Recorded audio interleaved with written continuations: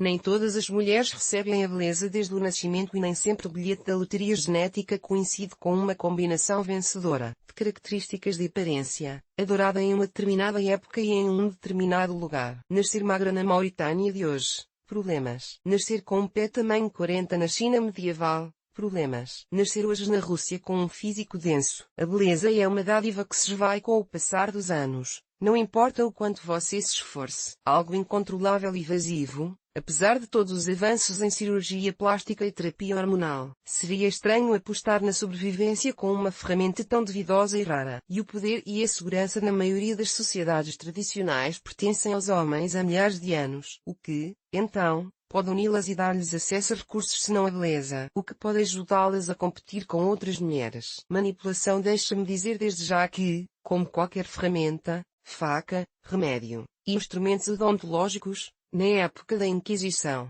instrumentos odontológicos e instrumentos de tortura eram essencialmente a mesma coisa. A manipulação é apenas uma ferramenta, e a forma como é usada depende da vontade do manipulador. Manipulações, além de não dependerem da aparência, com o passar dos anos, ao contrário da beleza, a habilidade do manipulador só aumenta. E quem conseguiu a beleza e a manipulação foi bem-sucedido. Essas pessoas entraram para a história e ainda estimulam as fantasias dos roteiristas, como uma tal Vilrain, Roxolana, que tinha tanta influência sobre o sultão que interferia facilmente em suas decisões políticas. Se ela teria precisado de manipulação sangrenta se suas ambições e talentos políticos pudessem ser realizados diretamente, é uma questão em aberto. A beleza tem a ver com a velocidade da conquista do poder.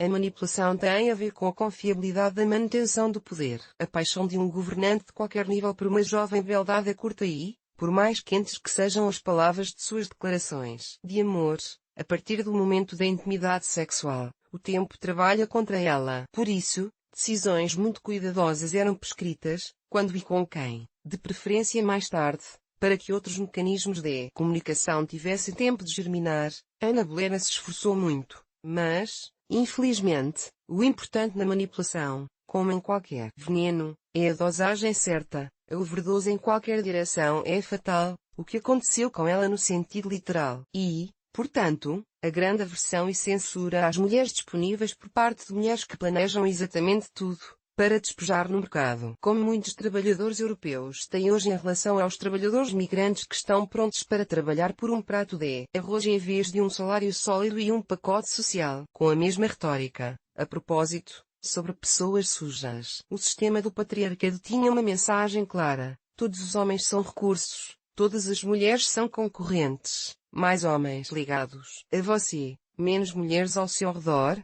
especialmente as inteligentes, jovens e bonitas, e mais homens ligados a você em qualquer nível, amigável, sexual, relacional. Os mais habilidosos combinam todos os níveis em um só. Não é à toa que há mulheres que se regozijam com sua juventude ou com o fato de não serem notáveis. De seus ombros cai a carga mais pesada da competição e da inveja feminina diária. A segurança de hoje, embora em um nível diferente, ainda depende dos homens. Em primeiro lugar, é um status diferente de uma mulher casada. O status da seguridade social. A proteção contra ataques explícitos e implícitos daqueles que julgam. Por exemplo, a ausência de um marido oficial ao registrar uma mulher grávida em uma clínica para mulheres ainda é levada em consideração como um fator de desvantagem ao calcular a categoria de risco. É claro que há homens que são manipuladores, mas com base no que foi dito acima, as mulheres têm sido forçadas a treinar essa habilidade há séculos. É automático, e essa é a resposta à pergunta muito comum: bem, não é possível que minha mãe esteja fazendo isso de propósito. Não é de propósito, na maioria das vezes, ou seja, uma mulher não se senta na véspera de uma conversa com seu marido/filho/filha, e traça um diálogo. É a maneira dela de se comunicar. A habilidade de manipulação também é a habilidade de enterrar agressão/abuso,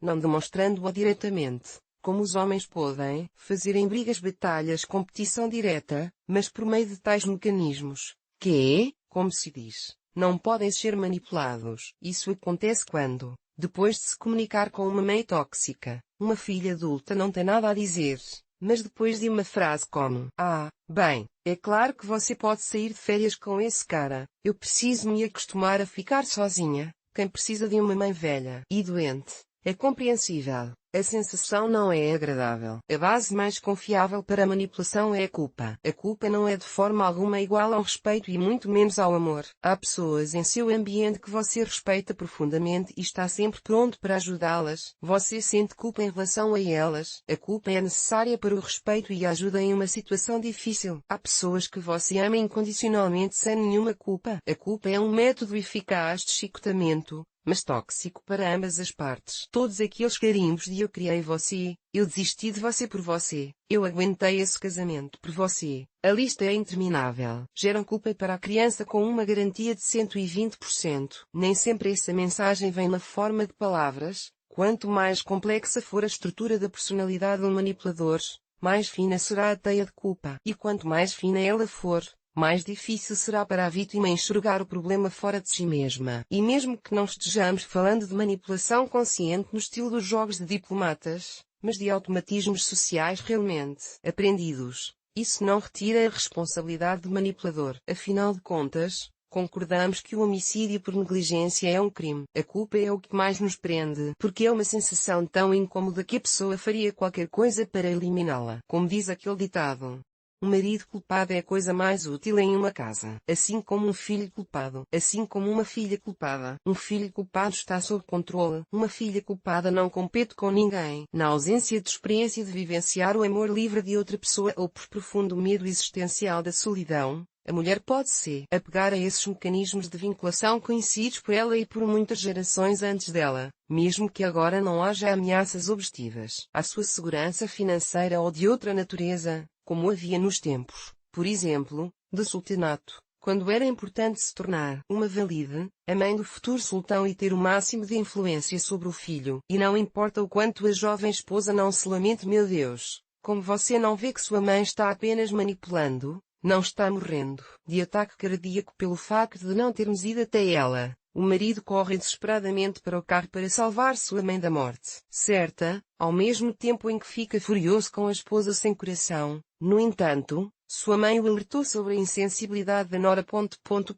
Muitas vezes, os homens realmente não conseguem ver essas manipulações, porque somente as habilidades que são treinadas são desenvolvidas. Pode-se discutir por muito tempo dentro do conceito de homens são de Marte, mulheres são de Vênus, se tudo isso acontece a nível social, genético, histórico ou se tudo isso acontece aos poucos, mas a temperatura média do hospital indica que as mulheres lidam melhor com os níveis emocionais subaquáticos. A única questão é em que direção elas canalizam essas correntes invisíveis à primeira vista. É importante observar que a filha, dentro da ativação dos mecanismos de sobrevivência, é uma figura tão competitiva quanto as outras mulheres. Pior ainda, uma inimiga na retaguarda. Ela tira o amor do marido, ela é mais parente dele por sangue do que sua esposa. Ao mesmo tempo, a imagem sacral da mãe não pode ser tocada nem mesmo nos contos de fadas. E nas histórias de contos de fadas há uma divisão. Uma história de maneiras diferentes. A jovem enteada cresceu, e a madrasta não consegue encontrar um lugar para si mesma,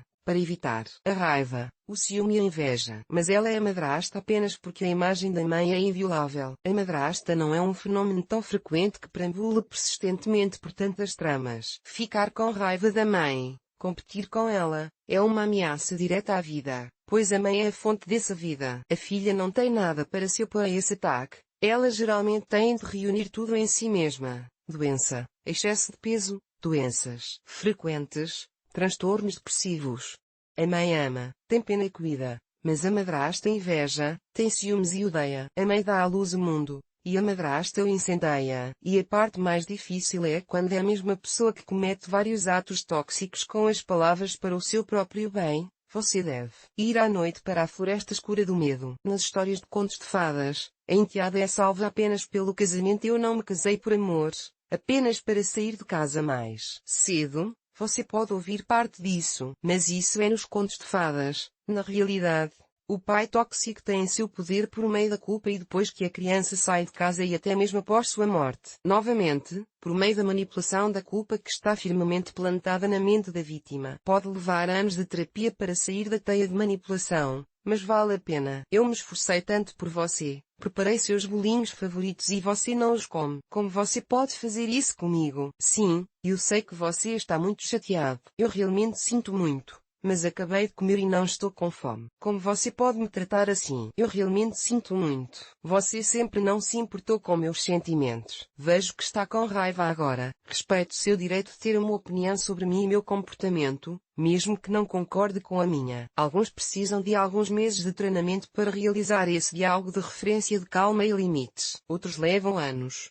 A habilidade de reflexão e inibição não é fácil. Essas condições neurais não se desenvolvem rapidamente. A dinâmica entre mãe e filho é diferente. A competição entre mãe e filha é diferente. A consciência e o poder do amor materno são certamente mais fortes do que os produtos da evolução social. A capacidade de refletir e perceber os significados de seus sentimentos e ações, de sacrificar seu conforto emocional em prol da liberdade dos filhos é uma habilidade complexa que exige um trabalho meticuloso, mas sem o seu desenvolvimento, é muito provável que os automatismos sociais assumam o controle do comportamento. As ervas daninhas sempre crescem mais facilmente do que as rosas. A liberdade humana começa quando há a capacidade de sair da causalidade. Quando há a habilidade de inibição dos impulsos e a consciência do próprio comportamento. Não se pode ser forçado a fazer isso a partir de fora. Podemos entender como, às vezes, os filhos de pais tóxicos querem superar e explicar tudo. Parece que eles só precisam encontrar as palavras certas, mostrar sua dor e então a madrasta se tornará uma mãe. Mas os processos de mudança nascem apenas de dentro para fora, ou não nascem. A metáfora do Evangelho é que estou à porta e bato. Apocalipse 13:20, sobre a impotência até mesmo de Deus diante da liberdade humana de escolha, qualquer que seja essa escolha. Você não é culpado pela infância casamento vida difícil de seus pais. Não é sua culpa que, ao vir a este mundo como criança, você tenha tido necessidades que eram inconsistentes com os recursos de seus pais. Não é sua culpa que seus pais tenham falhado em cumprir o papel deles de alguma forma e não tenham encontrado os recursos para se ajudarem, mesmo que tenham vivido em tempos difíceis. Você não é responsável por ter gritado, batido, sido humilhado, não ter sido aceito. Você era apenas uma criança sem mecanismos de defesa. Você não é responsável por nada que tenha acontecido com você quando criança. Você é responsável apenas por decidir o que fazer com toda essa herança.